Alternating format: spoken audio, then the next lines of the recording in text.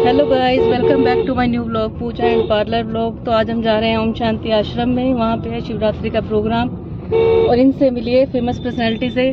ये है यहाँ का सबसे फेमस स्कूल और सबसे अच्छा स्कूल न्यू इरा। वहाँ के प्रिंसिपल जो बन रहे हैं वहाँ के प्रोग्राम के लिए chief guest. Thank you Pooja for introduction. Om Shanti में हम जा रहे हैं और पूजा का जो ब्यूटी पार्लर है उसमें मैं हमेशा इनसे टाई अप रहती हूँ। मेरा न्यू इरा पब्लिक स्कूल है, वहाँ प्रिंसिपल हूँ और ऑलराउंडर डेवलपमेंट के लिए न्यू इरा स्कूल जाना भी जाता है। और अगर आपको मैं बताऊँ तो अमेरिका का टूर भी जा रहा है मेरे स्कूल का। और सबसे अच्छे इवेंट इन्हीं के स्कूल में होते हैं। सबसे फेमस स्कूल है इनका ये और मेरी बेस्ट फ्रेंड है ये। बिल्कुल बेस्ट फ्रेंड है और हमारे विचार मिलते हैं तो दोनों इकट्ठे हैं आज। बिल्कुल ओम शांति में जा रहे हैं और जहाँ शांति मिलती है और जहाँ ज्ञान मिलता है उस मौके को हम नहीं छोड़ते और तभी हमारे विचार भी मिलते हैं। हम दोनों एक जैसे हैं बिल्कुल। तब हम मिलते हैं आपको अंदर जाके प्रोग्राम में। बिल्कुल बिल्कुल।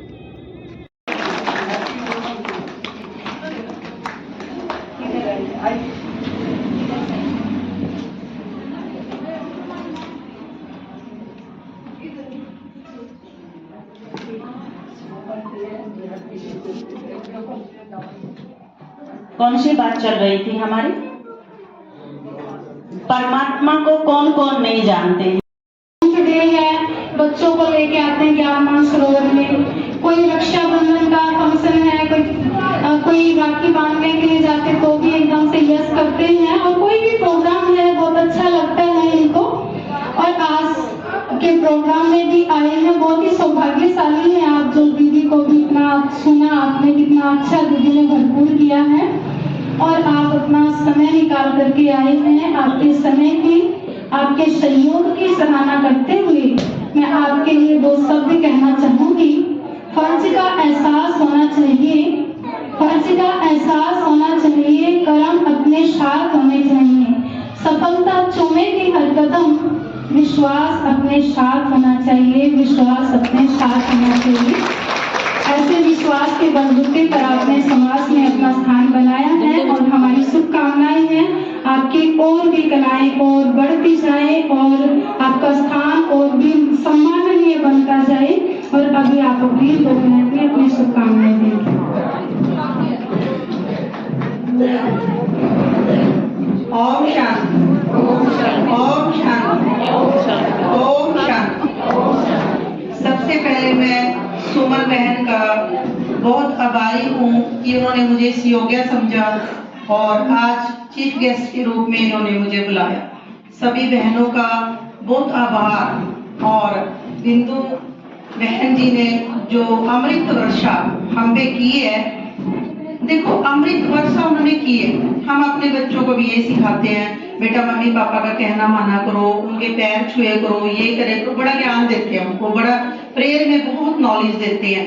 बट हम बच्चों को क्या कहते हैं, बेटा जो सुना है उसको फॉलो करो। अब सुन के यही छाड़ के चले गए, उस ज्ञान का सुनने का, यहाँ 2 घंटे बैठने का फिर फायदा क्या हुआ? हमें लेके जाना, उसको अपने जीवन में जरूर उतारना है। अभी बोला है किसी का बुरा ना करे, बुरा ना सोचे, ना मतलब ना करे। क्या पीता है बुरा सोचने में? हम लोग क्या सोचते हैं कि हम अपनी एनर्जी, मतलब मैं अपने आप में जो सोचती हूँ कि मैं एनर्जी किसी का बुरा सोचने में क्यों खोऊं? मैं अपने स्कूल के बच्चों को ज्ञान देने में, पढ़ाने में, उनको संस्कार देने में क्यों ना लगाऊं? ऐसी एनर्जी जो इतनी इम्पोर्टेंट है, भगवान ने हमें एक सांस पे नाम लिखा हुआ है कि ये सांस आप लोगे तो भगवान ने लिखा है कि हम लेंगे। अगर उसकी मर्जी नहीं है तो आप सांस नहीं ले सकते। वो शक्ति जो भगवान ने हमें दे रखी है, शिव बाबा ने हमें जो शक्ति दी है, उसका हम सदुपयोग क्यों ना करें?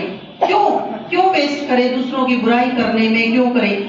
मैं कभी भी अपने स्कूल के बच्चों को या अपने आप में कभी ये भावना नहीं लाती कि इस सुंदर जीवन में जो छोटा सा मिला हुआ है और उसको हम ऐसे ही वेस्ट करते जाएं दूसरों के लिए। क्यों?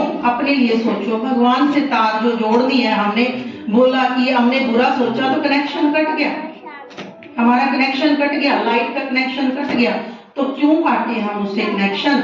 उसी से कनेक्शन जोड़ो, वो सबसे जोड़ देगा, वो हम सबको सबसे ही जोड़ देगा। क्यों?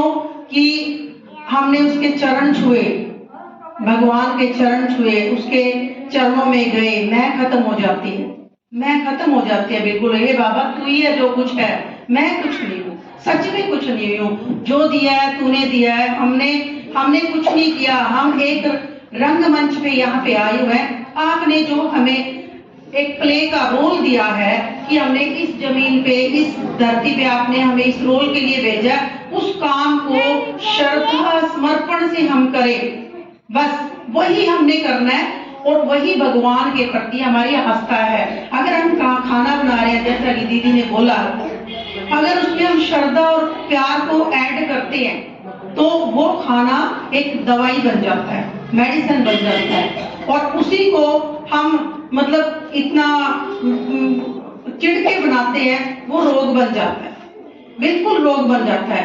तो जब भी मैं तो सच में अपनी रसोई में जब भी खाना बनाती हूँ तो माता की भेंटें लगा ली, शिव बाबा की भेंटें लगा ली, तो उससे मन मतलब इतना होता है वो खाना कब बन गया पता ही नहीं चलता, बिल्कुल नहीं पता चलता। एक बार श्री कृष्ण जी नदी के किनारे बैठे हुए थे और सोच रहे, देख रहे उसको, और कहने लगे, दुर्योधन जी अपने अर्जुन जी आए और वो कहने लगे कि माधव तू यहाँ कैसे बैठा हुआ है?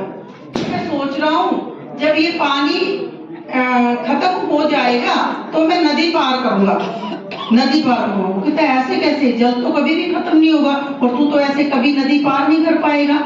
फिर वो श्री कृष्ण ने कहा मैं यही तो समझाना चाहता हूँ तुम्हें कि तुम सोचते हो जब सारी जिम्मेदारियां खत्म कर लेंगे तब मैं भगवान का नाम लूंगा, जब मेरे पोता पोती की शादी हो जाएगी तब मैं भगवान का नाम लूंगा, तो ऐसे तो ये जल कभी भी खत्म नहीं होएगा, तो कैसे जिम्मेदारी। अब आप लोग कितने भाग्यशाली हो जो यहाँ 2 घंटे का टाइम निकाल के बैठे हो, सारी जिम्मेदारियों से मुक्त। आपने भगवान से ही तो जोड़ा, सब छोड़ दिया, सब छोड़ दिया, चरणों का भार, जीवन का सब जीवन का भार तुम्हारे चरणों में, तो छोड़ के आए हो। कि कितने हैं मोटे में, कितनी करोड़ जनसंख्या है और बैठे कितने हो, बैठे कितने हो। तो आप भाग्यशाली हो, आपका परमात्मा से बिल्कुल सीधा कनेक्ट है, तभी आप यहाँ आए हो, और आए हो तो कुछ लेके भी जाओगे। इतना ज्ञान अमृत वर्षा जो मतलब दीदी करते हैं, आते हैं, मिलते हैं, मुझे तो बड़ा अच्छा लगता है। तो इन्होंने मुझे भी वो एक कार्ड सा निकलवाते हैं, तो हाँ वो पॉजिटिव थॉट का, और मेरा भी इन्होंने निकलवा दिया। तो उन्होंने बोला कि आप भगवान की एक विशेष रचना हो और जो कार्य भगवान ने आपको सौंपा है उसको पूरी श्रद्धा से करो। तो वाकई सच में मैं एक बच्चे पे, 3 साल का बच्चा हो चाहे +2 का हो, उसके संस्कारों पे, उसकी मतलब वो मेरे पास आ गया तो माँ के पेट में आ गया, ऐसा होता है बच्चा। मैं खुद उनकी पैंट बांधना, जूते बांधना, मतलब मुझे लगता ही नहीं कि ये मेरे बच्चे नहीं है। तो वो क्यों? क्योंकि मुझे भगवान ने एक काम सौंपा है कि जो बच्चा तेरे पास आया है उसको तूने संस्कार देके एक अच्छा नागरिक बनाना है। और ये चीज हमें सौंपी है कि हम 1500 बच्चों को ज्ञान दे रहे हैं, उनको एक अच्छा नागरिक बना रहे हैं, एक संस्कारी बेटा बना रहे हैं, एक संस्कारी बेटी बना रहे हैं। तो हमारी कोशिश 100% रहती है। अब देखो दीदी ने इतना अच्छा बोला, इनकी कोशिश 100% जो इन्होंने बोला आपको देने की है, लेकिन अब लेके कौन कौन जाएगा वो आप पे डिपेंड है। लेके कौन कौन जाएगा और कितना लेके जाएगा वो भी डिपेंड है, और कितना यहाँ से निकलते आधा भूल जाएंगे। अब कई बच्चे होते हैं क्वेश्चन याद करते हैं, हमने क्वेश्चन याद करवा के भेज दिया, आके टेस्ट लिया तो जाके रिवाइज तो किया नहीं और आधा भूल गए, जाते जाते आधा बिना रिवाइज के भूल गए, फिर आए फिर ब्लैंक हो गए। तो फिर क्या फायदा? ब्लैंक नहीं होना, आप सबने जो दीदी ने दिया है इसको रिवाइज करना। रिवाइज से मतलब अच्छे पॉजिटिव थॉट लानी है, पॉजिटिव थॉट लानी है। एक आदमी ने पूछा कि किसी ने कहा, नास्तिक जैसे होते हैं कि भगवान के मंदिर में बैठ के कौन सा भगवान मिल जाता है? तुम भगवान के मंदिर के सामने, शिव बाबा की मूर्ति के सामने या शिवलिंग के सामने बैठ के पूजा करते हो तो भगवान में क्या मिल जाता है तुम्हें? तो क्या बोला उसने कि हवा चलती है। क्या हवा हमें दिखाई देती है? सिर्फ हमें महसूस होती है। हवा चल रही है, धूप है, वो हमें महसूस होती है। कोई एक भगवान का वो तो है, मूर्ति तो है नहीं, ये धूप खड़ी है, ये हवा खड़ी है, ऐसा तो कुछ नहीं है। सिर्फ क्या कर सकते हैं, फील कर सकते हैं, सेम भगवान को हम फील कर सकते हैं। तो उन्होंने एक अच्छा उत्तर दिया किसी ने कि हवा तो धूप में भी चलती है, लेकिन शांति कहाँ मिलती है, वृक्ष के नीचे, क्योंकि वो ठंडी हवा हो जाती है। इसीलिए मंदिर में जब बैठ के हम भगवान का नाम लेते हैं तो हमें ठंडी हवा मिलती है, शांति मिलती है, तो वो सब मिलती है, इसलिए हम भगवान के मंदिर में जाते हैं। तो इन जितना ज्ञान तो मुझे हो नहीं सकता, क्योंकि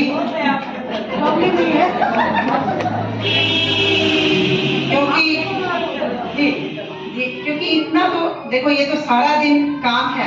मेरा तो ये भी है कि क्वेश्चन भी याद कराना है, समझाना भी है, टेंस भी सिखवाने हैं, मैडमों को भी सिखाना है, ड्राइवर को भी सिखाना है, बस भी सही चलानी है, एक एक बच्चे को सही तरीके से बिठाना भी है, वो घर पहुंचा ना पहुंचा, बहुत बड़ी रिस्पॉन्सिबिलिटी है। जब तक बच्चे स्कूल में सही सलामत नहीं आते तब तक रोटी नीचे नहीं जाती, जब तक बच्चे घर नहीं पहुंच जाते तब तक रोटी अच्छी नहीं लगती। यानी कि जैसे इन्होंने बोला कि 2 बच्चे अपने ना सोचो, पूरा संसार अपना है। तो जितने भी वो बच्चे आते हैं, हमें अपने बच्चों में उनमें कभी फर्क महसूस नहीं होता।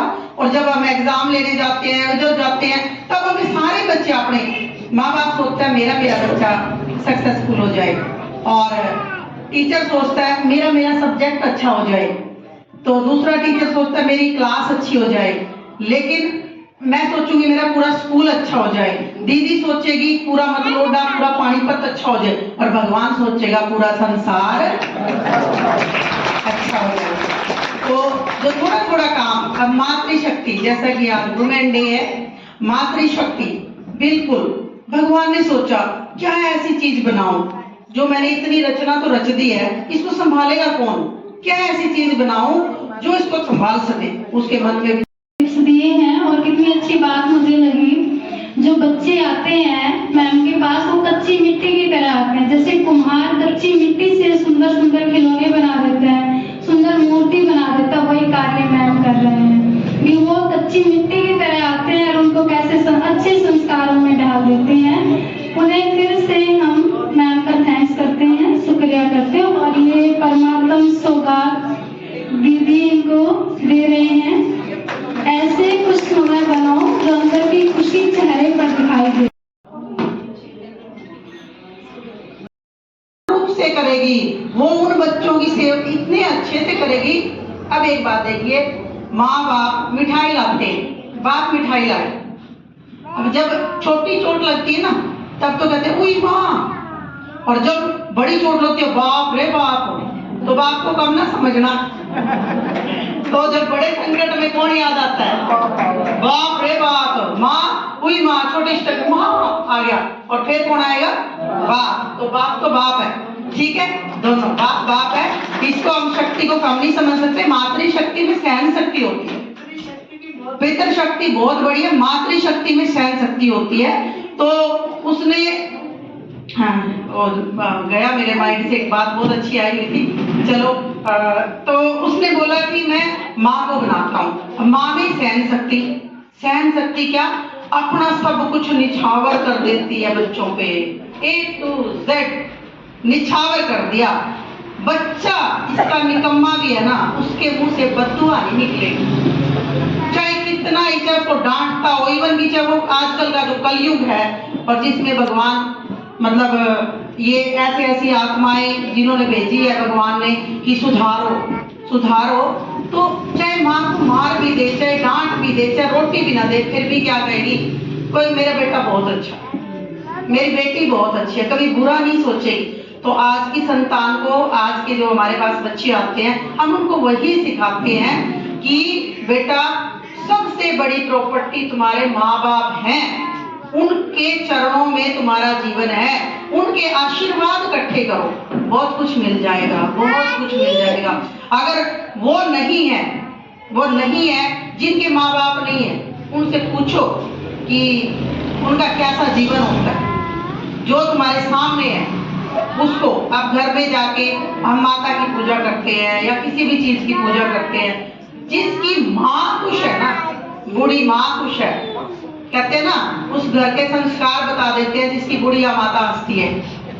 जिसकी माँ हंस रही है ना, तो पता है कि माँ की कृपा बरस रही है, भोलेनाथ की कृपा बरस रही है। शिव शक्ति, शिव के साथ तो शक्ति रहेगी रहेगी। तो आज शिवरात्रि जो कि विशेष दिन है और स्कूलों की भी छुट्टी होती है कि आप अपने संस्कार अपनाओ। छुट्टी क्यों हो रही है कि आप वो देखिए, मंदिर में जाइए, पूजा कीजिए, अपनी सनातन धर्म को जो हमने इसमें इतना ज्ञान है उसको भी लीजिए, हमारे संस्कार भी आए, तभी जाके कल की जैसे हम लोग भी छुट्टी कर देते हैं। तो छुट्टी से मतलब है शांत भगवान के दर्शनों में ही वो पूरा दिन गुजार दो। और भगवान, मुझे तो लगता है कि जैसे ही हम आंख बंद करते हैं और उनसे कनेक्शन जुड़ता है कि उसका प्रकाश हमारे ऊपर भी कर रहा है। और जब भी हम स्कूल में प्रेयर करते हैं तो मैं तो जब खड़ी होती, मुझे लगता है मेरे सारे स्कूल के बच्चों में भगवान का प्रकाश इतना फैल रहा है कि सबको वो चीज मिल रही है, आशीर्वाद मिल रहा है। तो जब रियलाइज करते हैं तो भगवान से बातें होती है, मिलते हैं, मंदिर में बैठते हैं, सब कुछ होता है। और जैसे दीदी ने बोला अनुभव से मैं कह रही हूँ, तो मेरा भी अनुभव ऐसा ही है।